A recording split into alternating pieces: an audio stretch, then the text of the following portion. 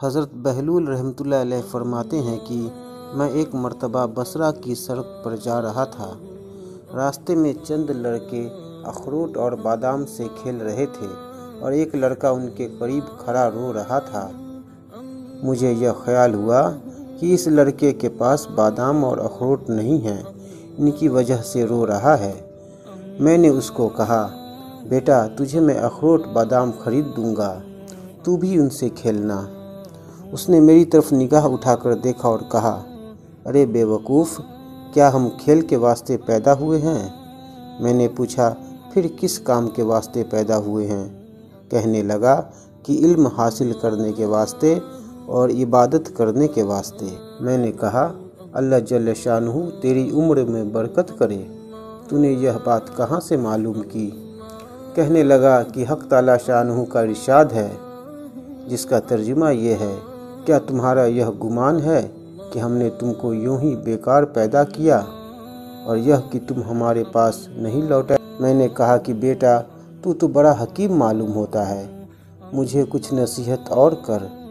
اس نے 4 شعر پڑھے جن کا ترجمہ یہ ہے، میں دیکھ رہا ہوں کہ دنیا ہر وقت چل چلاؤ میں ہے، آج یہ گیا کل وہ گیا، ہر وقت چلنے کے لیے دامن اٹھائے قدم اور پنڈلی پر دوڑنے کے لیے تیار رہتی ہے۔ بس نہ تو دنیا کسی زندہ کے لیے باقی رہتی ہے، نہ کوئی زندہ دنیا کے لیے باقی رہتا ہے۔ ایسا معلوم ہوتا ہے جیسا کہ موت اور حوادث 2 گھوڑے ہیں جو تیزی سے آدمی کی طرف دوڑے چلے آ رہے ہیں۔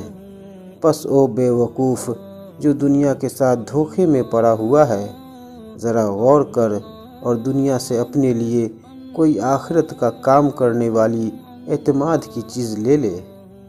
یہ شعر پڑھ کر لڑکے نے آسمان کی طرف منہ کیا اور دونوں ہاتھ اٹھائے اور آنسوؤں کی لڑی اس کے رخساروں پر جاری تھی، اور یہ 2 شعر پڑھے جن کا ترجمہ یہ ہے، اے وہ پاک ذات کہ اسی کی طرف عاجزی کی جاتی ہے اور اسی پر اعتماد کیا جاتا ہے، اے وہ پاک ذات کہ جب اس سے کوئی شخص امید باندھ لے تو وہ نامراد نہیں ہو سکتا، اس کی امید ضرور پوری ہوتی ہے۔ یہ شعر پڑھ کر وہ بے ہوش ہو کر گر گیا۔ میں نے جلدی سے اس کا سر اٹھا کر اپنی گود میں رکھ لیا اور اپنی آستین سے اس کے منہ پر جو مٹی وغیرہ لگ گئی تھی پوچھنے لگا۔ جب اس کو ہوش آیا تو میں نے کہا، بیٹا ابھی سے تمہیں اتنا خوف کیوں ہو گیا؟ ابھی تو تم بہت بچے ہو، ابھی تمہارے اعمال نامے میں کوئی گناہ بھی نہ لکھا جائے گا۔ کہنے لگا، بہلول ہٹ جاؤ۔ میں نے اپنے والدہ کو ہمیشہ دیکھا کہ جب وہ آگ جلانا شروع کرتی ہیں تو پہلے چھوٹی چھوٹی چھپٹیاں ہی چولہے میں رکھتی ہیں، اس کے بعد بڑی لکڑیاں رکھتی ہیں۔ مجھے ڈر ہے کہ کہیں جہنم کی آگ میں چھوٹی لکڑیوں کی جگہ میں نہ رکھ دیا جاؤں۔ میں نے کہا، صاحبزادے تم تو بڑے حکیم معلوم ہوتے ہو، مجھے کوئی مختصر سی نصیحت کرو۔ اس نے اس پر 14 شعر پڑھے جن کا ترجمہ یہ ہے، میں غفلت میں پڑا رہا اور موت کو ہانکنے والا میرے پیچھے پیچھے موت کو ہانکے چلا آ رہا ہے۔ اگر میں آج نہ گیا تو کل ضرور چلا جاؤں گا۔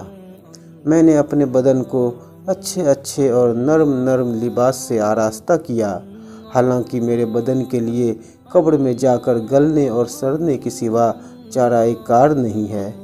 وہ منظر گویا اس وقت میرے سامنے ہے، جبکہ میں قبر میں بوسیدہ پر میرے اوپر مٹی کا ڈھیر ہوگا اور نیچے قبر کا گڑھا ہوگا، اور میرا حسن و جمال سارا کا سارا جاتا رہے گا اور بالکل مٹ جائے گا، حتیٰ کہ میری ہڈیوں پر نہ گوشت رہے گا نہ کھال رہے گی۔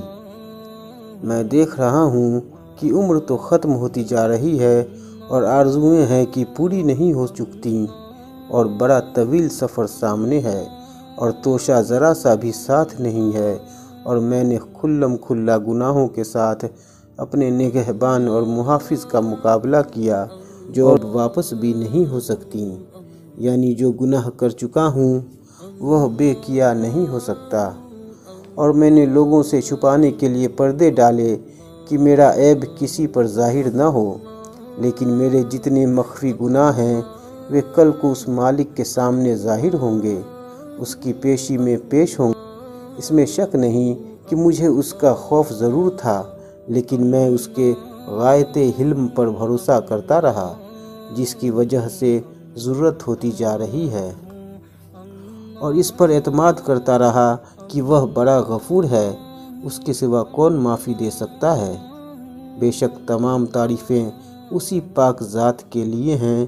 اگر موت کے اور مرنے کے بعد گلنے اور سڑنے کے سوا کوئی دوسری آفت نہ بھی ہوتی، اور میرے رب کی طرف سے جنت کا وعدہ اور دوزخ کی دھمکی نہ بھی ہوتی، تب بھی مرنے اور سڑنے ہی میں اس بات پر کافی تنبیہ موجود تھی کہ لہو و لعب سے احتراز کیا جاتا، لیکن کیا کریں کہ ہماری عقل زائل ہو گئی، کسی بات سے عبرت حاصل نہیں ہوتی۔ بس اب اس کے سوا کوئی چارہ نہیں کہ کاش گناہوں کا بخشنے والا میری مغفرت کر دے۔ جب کسی غلام سے کوئی لغزش ہوتی ہے تو آقا ہی اس کو معاف کرتا ہے۔ بے شک میں بدترین بندہ ہوں جس نے اپنے مولا کے عہد میں خیانت کی، اور نالائق غلام ایسے ہی ہوتے ہیں کہ ان کا کوئی قول قرار معتبر نہیں ہوتا۔ میرے آقا، جب تیری آگ میرے بدن کو جلائے گی تو میرا کیا حال بنے، جبکہ سخت سے سخت پتھر بھی اس آگ کو برداشت نہیں کر سکتے۔ میں موت کے وقت بھی تنہا جاؤں گا، قبر میں بھی اکیلا ہی جاؤں گا، قبر سے بھی اکیلا ہی اٹھوں گا، کسی جگہ بھی کوئی میرا معین و مددگار نہ ہوگا۔ پس اے وہ پاک ذات جو خود اکیلی ہے، وحدہ لا شریک لہو ہے، ایسے شخص پر رحم کر جو بالکل تنہا رہ گیا۔ بہلول کہتے ہیں کہ اس کے یہ اشعار سن کر مجھ پر ایسا اثر ہوا کہ میں غش کھا کر گر گیا۔ بڑی دیر میں جب مجھے ہوش آیا تو وہ لڑکا جا چکا تھا۔ میں نے ان بچوں سے دریافت کیا کہ یہ بچہ کون تھا؟ وہ کہنے لگے کہ تو اس کو نہیں جانتا، یہ حضرت امام حسین رضی اللہ عنہ کی اولاد میں ہیں۔ میں نے کہا مجھے خود حیرت ہو رہی تھی کہ یہ پھل کس درخت کا ہے۔ واقعی یہ پھل اسی درخت کا ہو سکتا تھا۔ حق تعالی شانہ ہمیں اس خاندان کی برکتوں سے منتفع فرمائیں، آمین۔